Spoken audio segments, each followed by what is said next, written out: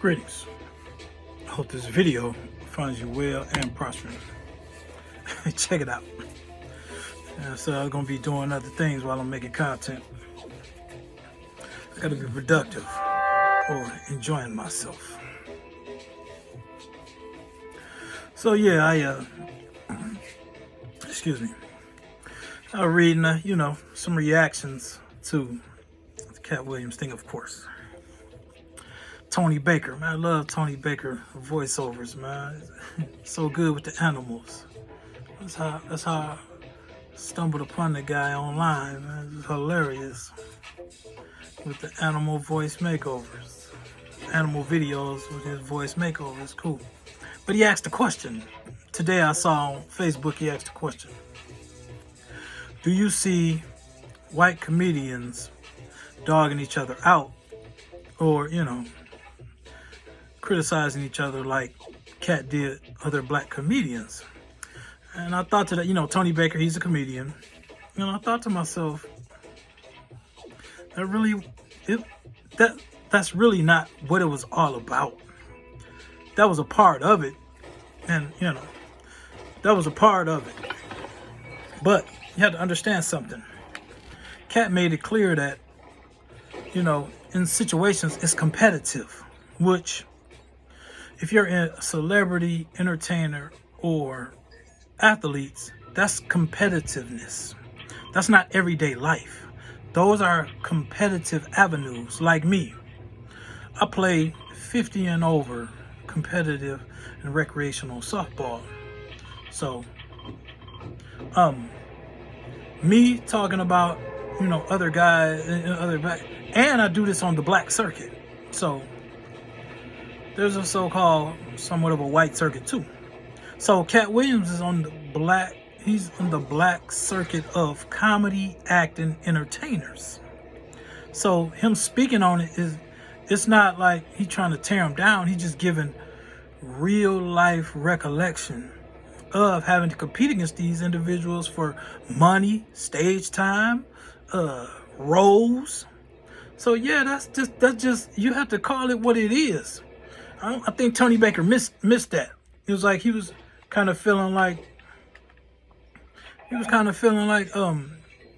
Katt was going at guys for like, no, that's not what it was. He was coming with more on some let me set the record straight type stuff, and it just led into some instances where he's competing with other guys, and he was like, listen, I just want to set the record straight. He wasn't coming on there to like allude to what Tony Baker is trying to make it out to be.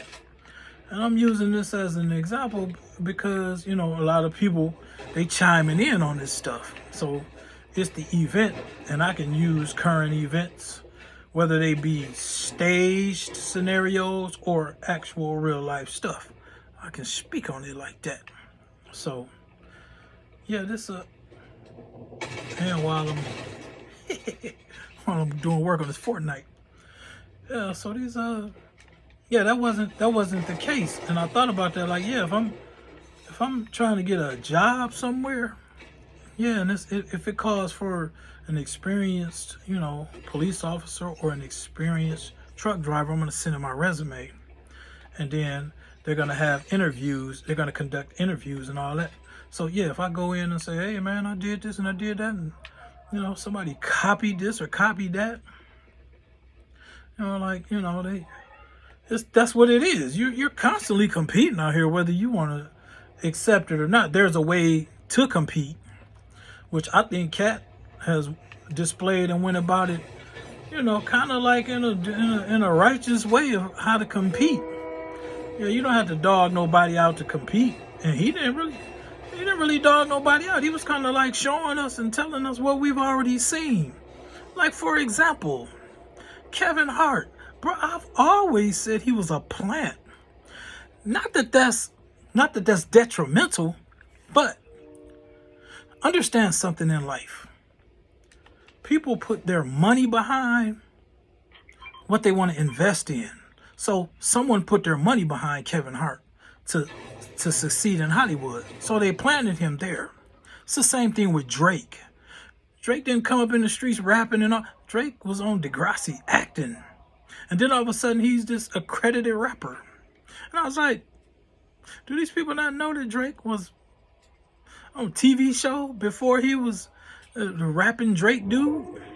I just like, where do people observations be at? Like, they're acting like he's this dope rapper that came up, that came up from the day battling and rapping and making his way in the industry. No, he's a plant. He's the definition of a plant. They planted him in the hip hop, area of entertainment and music, and they put money behind him. That's simply what it is. So Kevin Hart, they put money behind Kevin Hart. And a lot of people are like, man, Kevin Hart don't hit like that. He's not funny. He's funny to a degree. But Kevin Hart has to get across a joke with too many words for me. Like a lot of his movie parts, I know nobody writes that many. Like his lines are just so much. It's like he talks so much to deliver it. And so I just was kind of like, for whatever it is, he has his moments of funny. He does. But yeah, he's obviously an industry plant.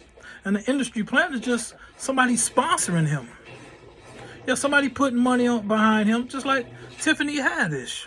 I was like, where did she come from all of a sudden? Someone put money behind her. The same thing with Cardi B. Somebody put money behind. They invested in her. It's like that's where the confusion comes in. It's like, yeah, they came up from this and came up from that. It's like, oh, somebody sponsored them and put them in front. Put them on, and it just you gather that from what you obviously see. So yeah, Katt wasn't tripping when he said that Kevin Hart is an industry plant. When you come along and all of a sudden you just like doing all of the major movie roles and getting all this stuff, it's like someone is financially backing you. Yeah, he's not spending his own money. It's like, no, they wanted a certain individual to lead that, and they chose him. That's what it does. That's just obvious. Like, I was like, impressive. He's a jester. Yeah, and I'm gonna wind this video down because I gotta go let the dog out. Okay, so you have in comedy, you have jesters, and I'm just gonna keep it to two. You have jesters and philosophers. DC Young Fly is a jester. He's just doing the goofy antics and all that. He's just a jester. And he's like, he's the guy that just do the goofy, silly stuff and just sit around and make the faces and all that, and do our little goofy stuff. Yeah, he's a jester. He's what you would call a jester. Yeah, the king hires, has the jester to come and entertain him. Whereas a comedian that's a philosopher can come along and teach. Ooh, I'm getting chased. I'm getting chased badly. Ooh, I got killed. Okay. A philosopher, and then he danced on me. Hell nah. So, the jester, he just do the silly antics and stuff, and the buck eyes and all that, and making the voices. That's just a jester, man. Just like, can't really kick no game to you. But the comedian that's a philosopher, like, they can speak on current events, past events. They can give you some wisdom, knowledge, and understanding. And they're going to give you some insight, how things work on the inside of their craft. Like what they're doing on the inside of the craft. They're like me. I play softball. I've been on the inside of softball since I was 18 years old. I'm 54 calendar years old now. So I've been on the inside of softball. So I can give you the ins and outs of it. Because I've been in the mix. Roller skating community, I've been in the mix, so I can give you, real life accurate information because I've been inside the game. Same with a motorcycle ride or something, all these areas of stuff that I was in the military, so I can give you the insides on how, serving in the military. It's just where you at. You can speak on it, and you can be philosophical about it and articulate about it. But yeah, DC Young Fly, he's just like the jester type. It's just like, blah, blah, blah, just want to be silly. Katt Williams is more of a philosopher type of guy. Dave Chappelle, more of a philosopher kind of guy. Like KRS is on, and he's a hip hop dude. But he's more of a philosopher type of guy. Like, he's not going to just entertain you. He's going to edutain you. That's his thing, edutainment. Back in the day, he's like, I'm going to teach you something, I'm going to entertain you, but I'm going to also teach you something. That's what Dick Gregory did. Dick Gregory started out being a comedian, and then he started teaching. That's the avenue that they realize, okay, I can make people laugh, but I also can share some valuable information with them. So that's how you get that. And we as an individual have to take more responsibility for how we process and accept information. Everybody trying to lean on it. We're all receiving this from whatever area. TV, news, radio, word of mouth. We all as an individual have to filter that type of stuff. We all do, with our senses and our common sense and our God-given abilities. That's where it has to be. So yeah, they ain't had nothing to do with people was trying to compete against other people and all that was. Sometimes that's where it is when it comes to working and all that. That's like a no-brainer. Yeah, so to try to make it out to be like, Katt was he was throwing salt and throwing shade on his fellow black comedians. It's like, that's not what that was. That's totally not what that was. Yeah, especially when other comedians are coming on and saying, man, Katt threw me some money and he didn't even have to. Katt put me on the tour with him, men and women. Yeah, Katt doing this and Katt doing that. And plus the guy got 7 or 8 adopted kids and his own child. Like, man, what are y'all really focusing on? A lot of people just don't have discernment. And that's really what it boils down to. I feel you, Katt. Hey, and some of you all I resonate with too. We'll give it to you all later. New game of Fortnite. Peace.